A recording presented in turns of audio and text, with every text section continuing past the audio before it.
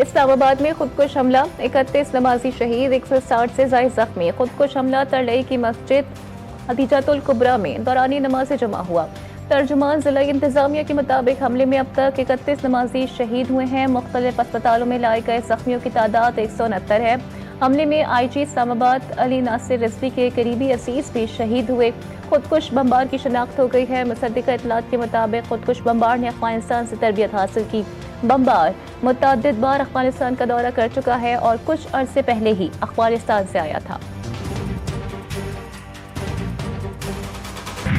اسلام آباد کی مسجد خدیجۃ الکبریٰ میں دوران نماز جمعہ خودکش حملہ، وفاقی وزیر داخلہ محسن نقوی اور وزیر مملکت طلال چودھری کا ترلئی کلا مسجد کا دورہ۔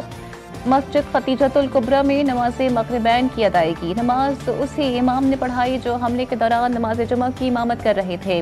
نماز جماعت میں مقامی افراد کی بڑی تعداد شریک۔ ہر آنکھ پرنم نماز کے بعد وفاقی وزیر داخلہ کا کہنا تھا کہ یہ حملہ کسی ایک طبقے پر نہیں، پاکستان کی یکجہتی اور انسانیت پر ہے۔ دہشت گردوں کا مقصد خوف اور تفرقہ پیدا کرنا ہے۔ پاکستان کا جواب اتحاد اور ریاستی عملداری ہے۔ اسلام آباد کی مسجد خدیجۃ الکبریٰ میں دوران نماز جمعہ خودکش حملہ۔ سندھ حکومت کا کامن ویلتھ پارلیمنٹیرینز کے لیے ثقافتی میوزیکل ایونٹ منسوخ کرنے کا اعلان۔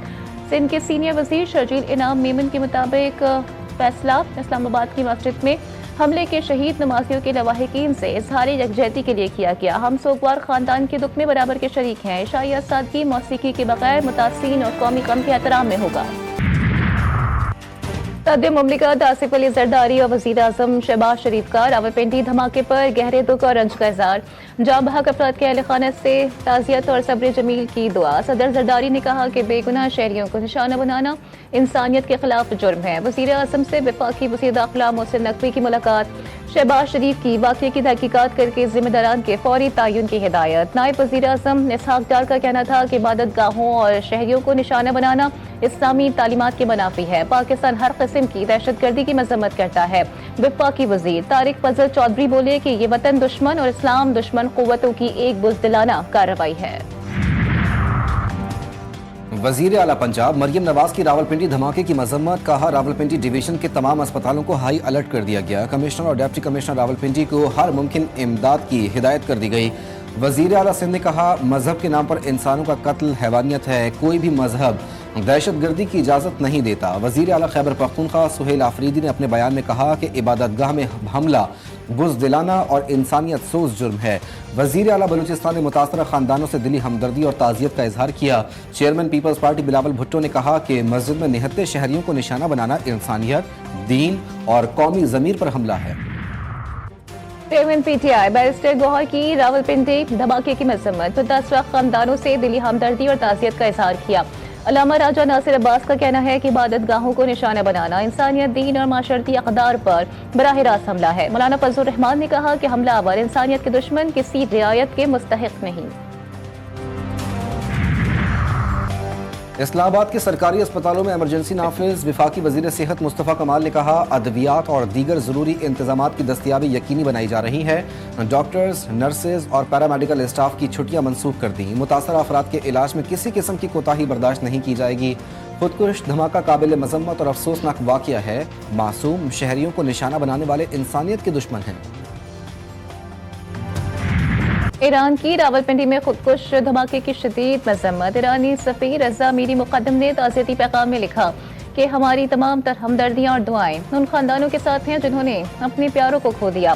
زخمیوں کی جلد اور مکمل صحت یابی کے لیے دعا گو ہیں۔ برطانوی ہائی کمشنر جین میریج کا حملے پر دلی رنج کا اظہار۔ ایکس پیغام میں لکھا ایسے واقعات انتہائی مسموم اور ناقابل قبول ہیں۔ برطانیہ مشکل کی اس گھڑی میں پاکستان کے ساتھ کھڑا ہے۔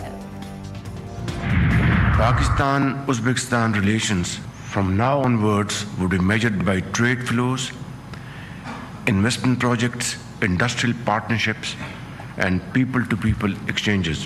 Target of increasing our bilateral trade to $2 billion. B2B MOUs worth $3.4 billion are going to be materialized. This is a great achievement. Pakistan और उज़्बेकिस्तान के दरमियान बाहमी तिजारत का हजम $2 अरब तक ले जाने पर इत्तेफाक हुआ। वज़ीर आज़म शहबाज शरीफ का पाकिस्तान उज़्बेकिस्तान बिजनेस फोरम से खिताब। कहा, निजी शोबे के दरमियान $3 अरब 40 करोड़ के समझौते अहम पेशरफ्त हैं। उज़्बेक कंपनियों को सरमायाकारी को महफूज और पुरकशिश माहौल फराहम करेंगे। पाकिस्तान के टेक्सटाइल बरामद कुनंदगान उज़्बेकिस्तान में प्लांट्स लगाने के ख्वाहां हैं।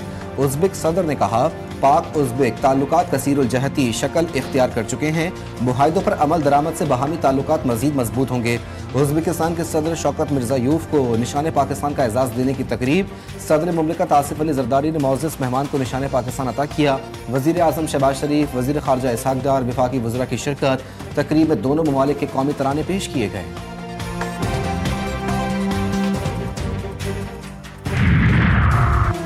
पाकिस्तान और उज़्बेकिस्तान का स्ट्रेटेजिक शराकत दारी नई बुलंदियों तक ले जाने पर इत्तेफाक। सदर उज़्बेकिस्तान शौकत मिर्ज़ायूफ का पाकिस्तान का कामयाब सरकारी दौरा। मुश्तरका एलामिया जारी। वज़ीर आज़म और उज़्बेक सदर के दरमियान दो तरफा ताल्लुकात के तमाम पहलुओं पर मुज़ाकरात हुए। दोनों ममालिक का खुद मुख्तारी, इलाकाई सालमियत, बाहमी ताउन के फ़रोग़ के अज़म का अयादा।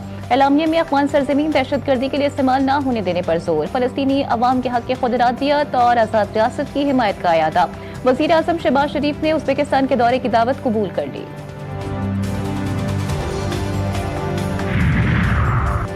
चमन के इलाके रोहानी में पोलियो टीम पर हमला। सिक्योरिटी पर मामूर एक अहलकार शहीद, दूसरा जख्मी। पोलियो टीम हमले में महफूज रही।